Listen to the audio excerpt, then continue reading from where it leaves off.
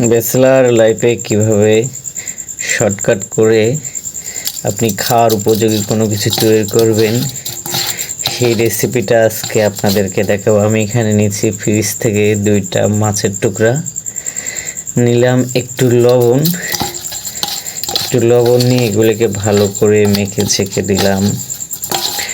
এখন আমি এই দুটা রাত বাজে এখন 10:30 10:30, 2টা মাছ ভেজে হালকা একটু ডিনার করে নেব। অনেক কষ্টের পর চুলায় জাল ধরাইলাম।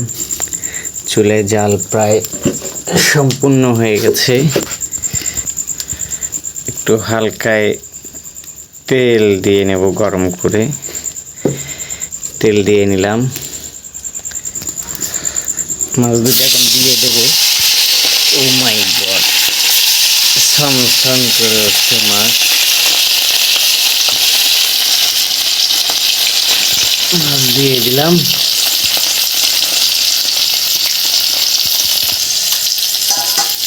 একটু হালকা নাড়াচাড়া দিয়ে নিব। যেহেতু আমি এখানে একাই, আবার হচ্ছে লাকড়ির চুলা, এই জন্য এক হাত দিয়ে ফোন ধরে আছি, লাকড়ি সব কিছু সামলাতে হচ্ছে। মাছটি প্রায় হওয়ার মতো হয়ে গেছে অলরেডি।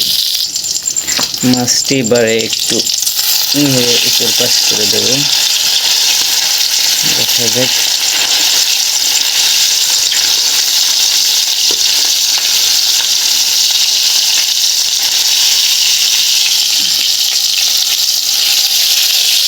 Wow, nice.